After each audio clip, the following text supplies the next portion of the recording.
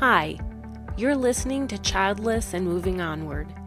This is the place where we talk about thriving in life when you're a woman who is childless, not by choice, regardless of the road that brought you to childlessness. All right, welcome back. I am Gail Miller. Just a quick intro for those who don't know me. I am a woman who is childless by circumstance, childless not by choice.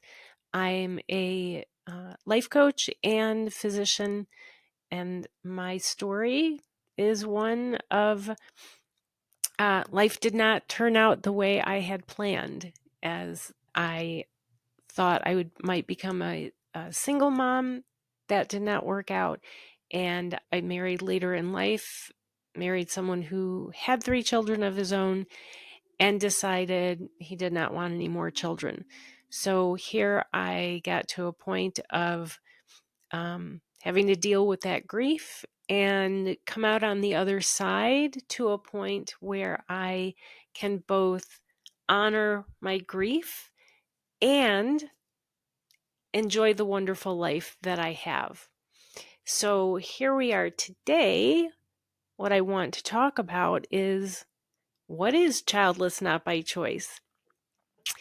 So let me start with, I was a master at beating myself up for not pushing through my desire to have a child and first try to have one as a single woman and then try hard to convince a partner, my husband, who did not want any more children. But I let others influence me. So I not only ended up with grief at this loss of the life I had planned, I ended up really angry with myself. And I also allowed other influences, outside influences, to convince me that there was an additional layer of blame for myself. I ended up believing that my childlessness was by choice, because I had made choices, technically. And I'm going to talk about that, what that means. But not standing up for my desires to have a biological child of my own, either as a single woman or after we got married, all of that is viewed by so many others as choices that I made, and therefore I'm at fault. And I took it all in, as many of you also do, and I allowed that to color my view of myself. I had so much blame for myself, so many if onlys, woulda, coulda, shouldas. And they kept playing over in my head, like, one of those songs that you hear in the morning that you actually don't like. And it's an annoying song, but you can't get it out of your head for the rest of the day. Except it wasn't just one morning, and it never ended when the day was over. So it was annoying, it was frustrating, it was painful. And it compounded the blame and the shame that I felt. And then I found fault with every choice I had made in my life. So I had come to the belief that, well, I deserved to be childless because of these choices that I made that were all wrong ones, of course.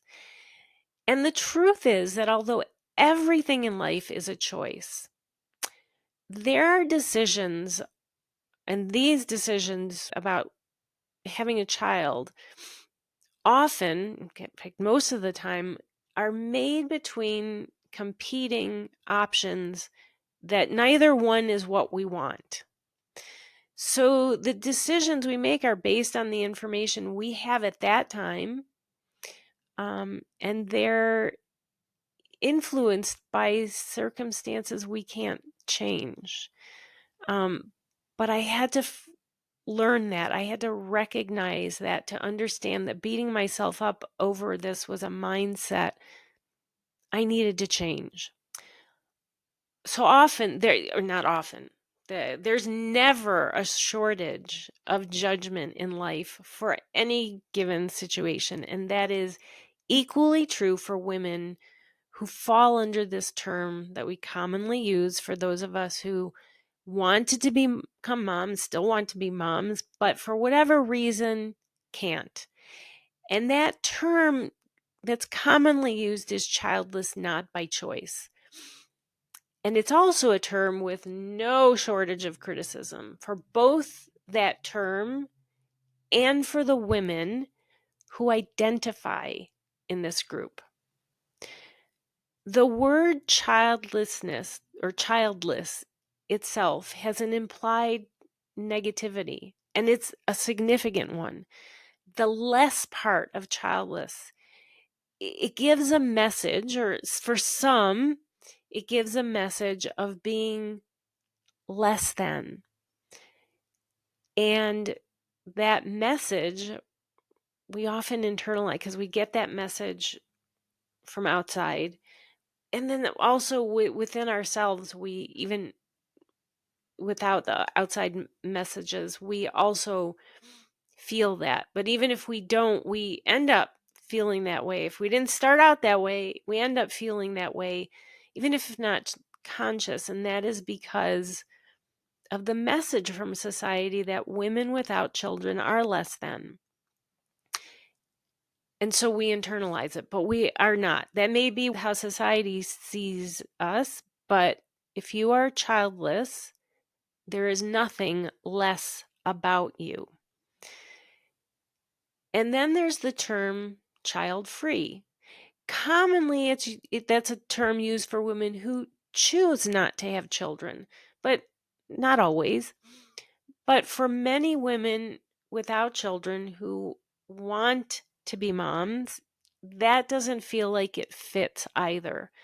The child-free, the free part, again, from messages externally and often internally, that free part feels like you're celebrating not having kids, when of course that's not how you feel when you're childless, not by choice. Or it gives this sense of freedom that people assume childless women have. But even if there is some freedom to this life, it's not one that you or I ever asked for. Though the bottom line is, childlessness doesn't define us or our worth. Fertility status doesn't determine anyone's value. Yet the word childless feels so negative, and it seems to perpetuate society's view that we're not equal. And then child-free seems equally wrong, just for different reasons, though. So on an individual level, there's often this, like, I don't know what to call myself. Nothing feels right. I don't want to say childless because I'm not less than. Or I don't want to perpetuate that idea that we're less than. And child-free doesn't feel right. So there's often this, like, what do I call myself?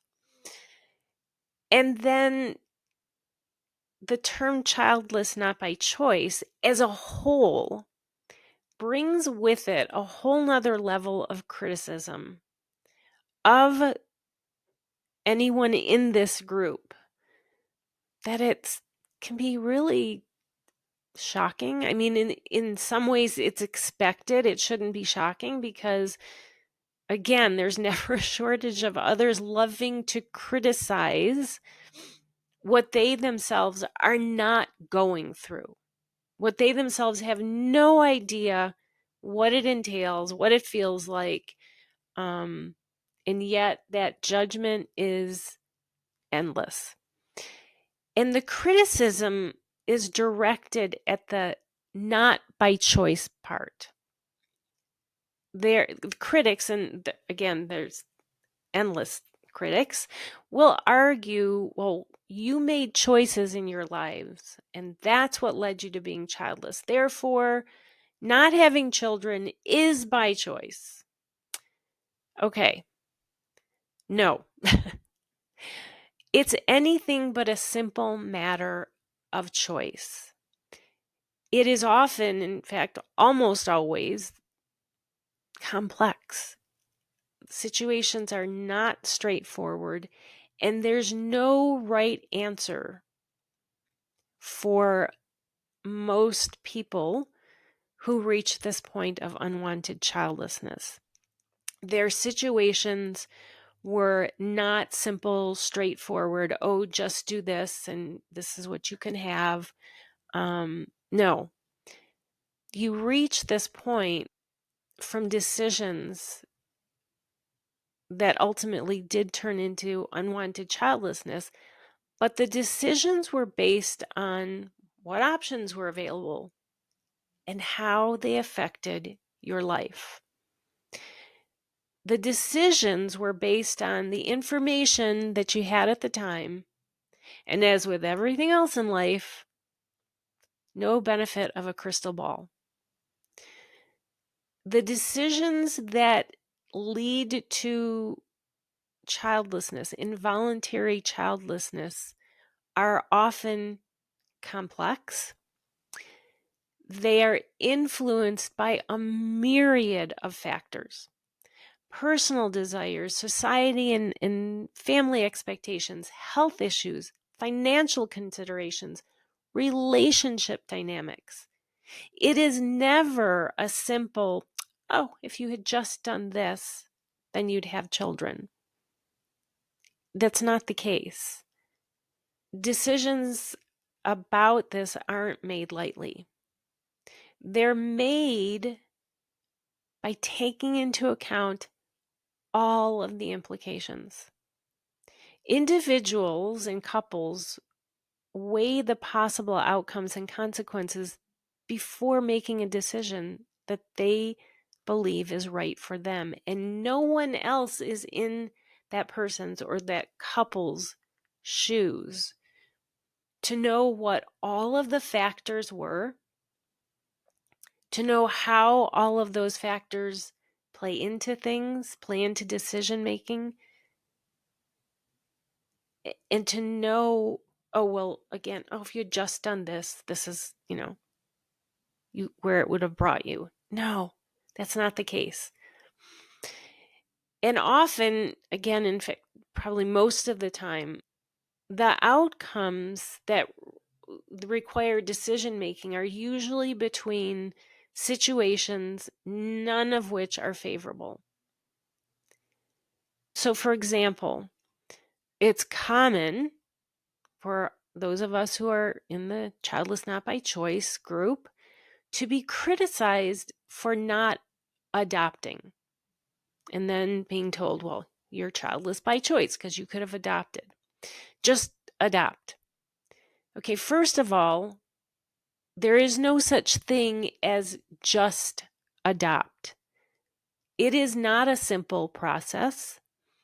It has multiple implications, and it takes just the process itself takes a toll for those who who decide they want to adopt or to try to adopt. The process itself takes a huge toll, and it's often not the outcome that's wanted. Adoptions, even after the complex process that it is, adoptions fall through. So there is no such thing as, well, just adopt. And adopting is not the right thing for everyone.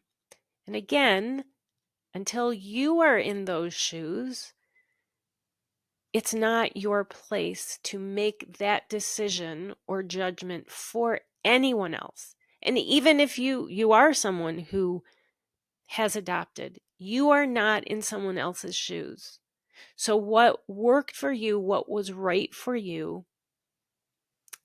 isn't right for everyone else. And it's not simple. For those women or couples who have not, who had infertility and did not go through IVF, there's endless criticism. Again, no understanding of the financial and health implications of IVF for women who have not frozen their eggs. I mean, immediately after Jennifer Aniston came out and told her story, I heard from several people, aren't you sorry that you didn't freeze your eggs? Well, first of all, really, why would you say that to someone you know has this pain? And now you're adding to it, to the you did the wrong thing. But also, again, there's no understanding on the part of the people saying this of what that entails. The stressors, both physically, emotionally, not to mention financially, and the fact that there is no guarantee, even with freezing your eggs, that you will get a child out of it. And the judgment is nonstop. Women who choose not to become single moms are condemned. And often, the ones shaming women who didn't become single moms are the same ones who chastise those women who are. I mean, seriously, the hypocrisy is limitless, just as the judgment is. And then there are those people who have gone through IVF, one cycle, multiple cycles, that were unsuccessful and made the decision to stop.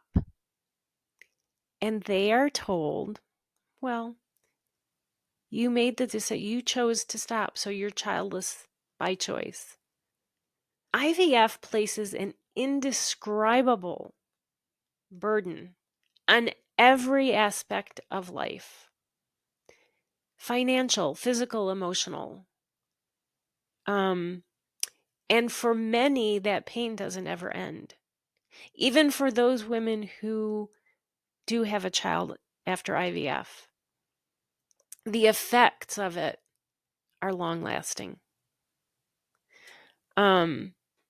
So, yes, others will criticize anyone who decided, I can't continue with IVF, with statements like, but you chose to stop.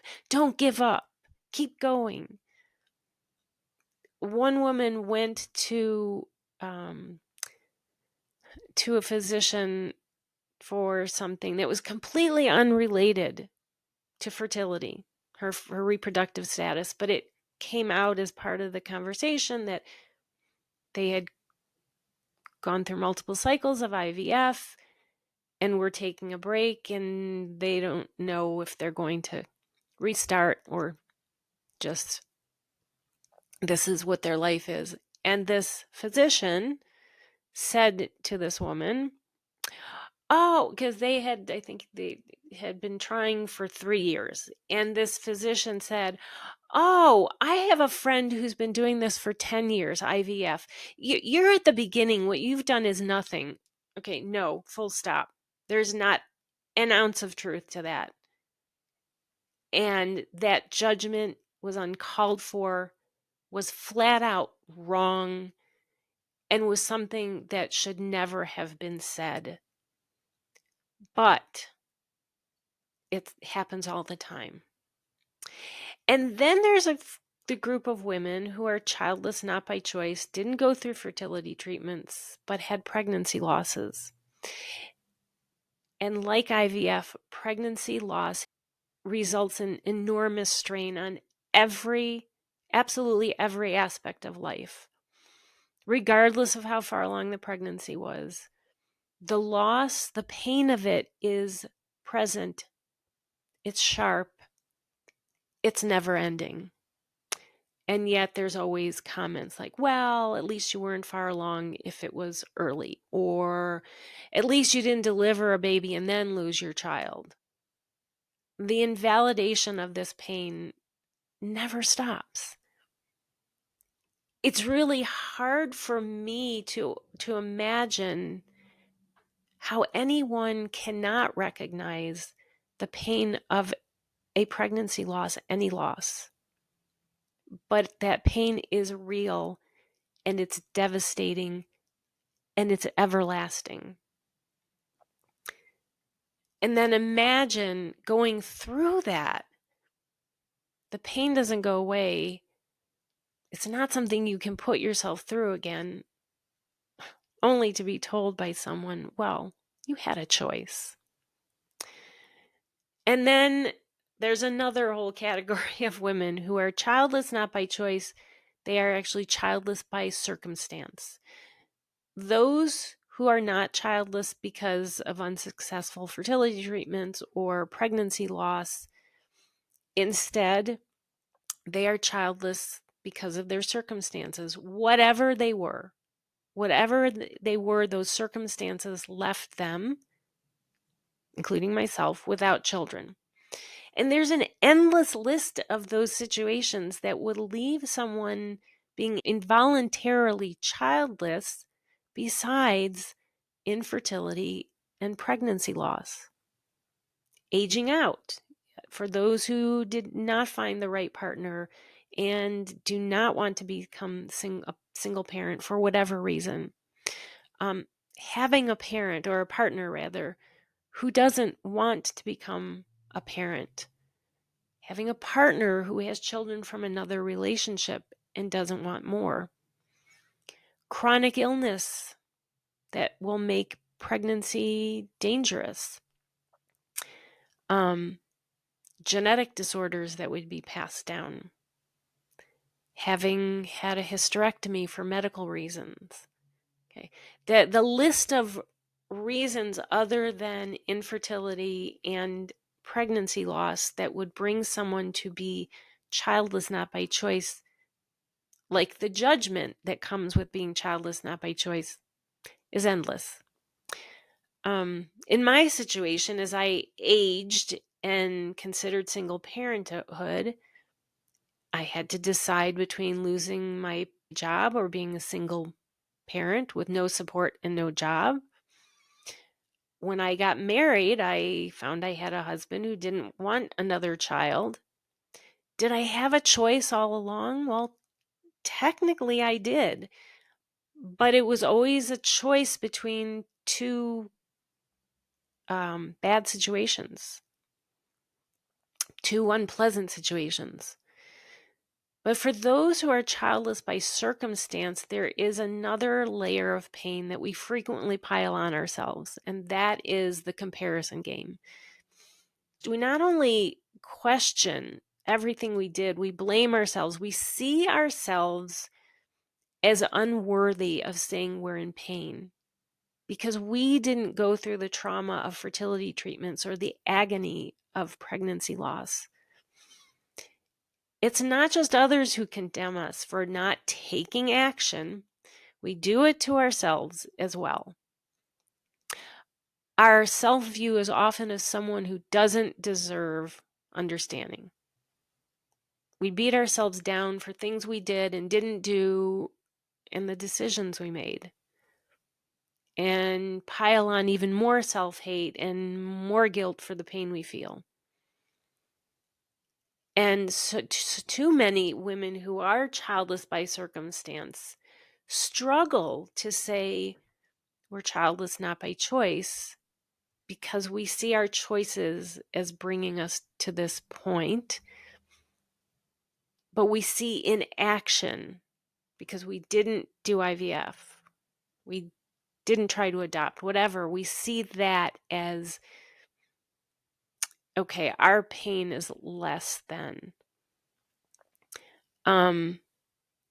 So this comparison game, we internalize it. Even if others don't do that to us, we compare ourselves and we replay scenarios in our minds and, of course, wonder if things could turn out differently. And that self-doubt leads to a cycle of self-hate and guilt because we punish ourselves for perceived shortcomings. Just as women who have gone through IVF unsuccessfully will often internalize other people saying, well, you stopped IVF, so, you chose this. No.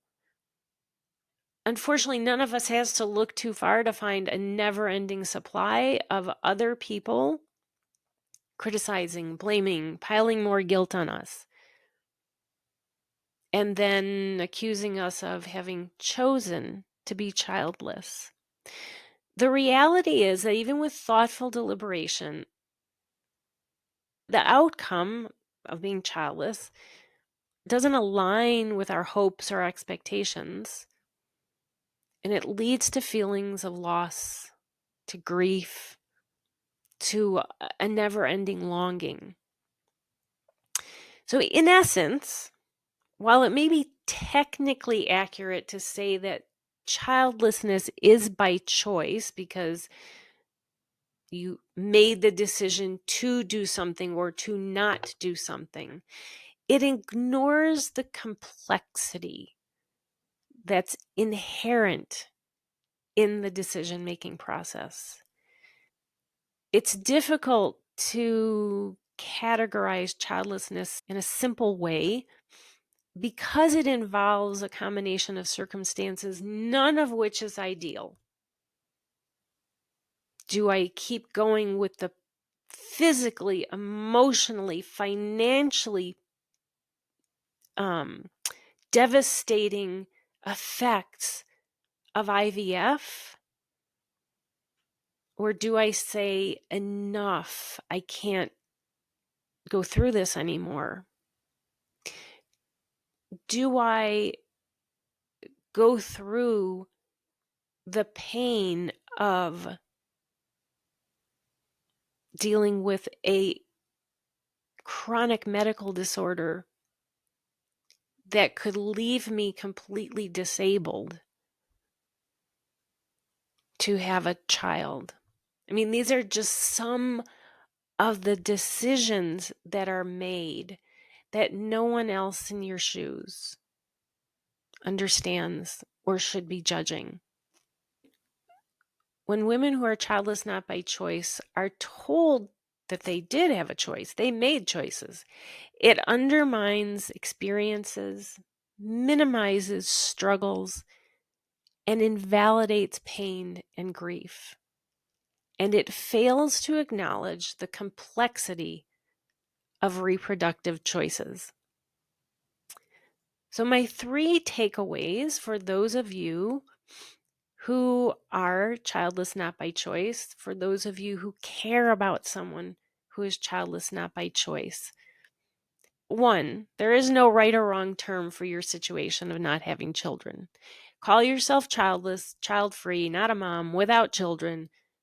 Whatever you choose to say that feels right to you, it is right. Forget the outside world. Forget what they think, how they judge you, what they would call you. Whatever you choose to say about yourself as not having a child, make it what feels right to you. The second takeaway is whatever road brought you to being childless when you don't want to be, your pain is valid. Pain is pain. Period. Full stop.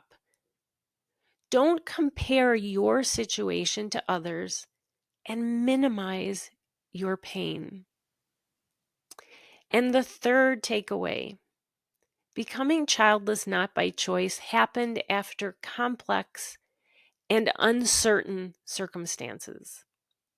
Don't internalize what others judge about whether this was by choice or not. Don't minimize yourself or your struggles. You matter. All right, that is it for today, and I look forward to being with you next week. Bye. I appreciate you listening. If you liked this episode, help get the word out to others who are looking for this same help by giving it a 5-star rating and please take 2 minutes to leave a meaningful review. It's easy to do. Just scroll down to the ratings and review section and tap on the stars to rate the show and tap on write a review. I greatly appreciate it, and you'll be helping others out too. Thanks again, and I'll see you next time.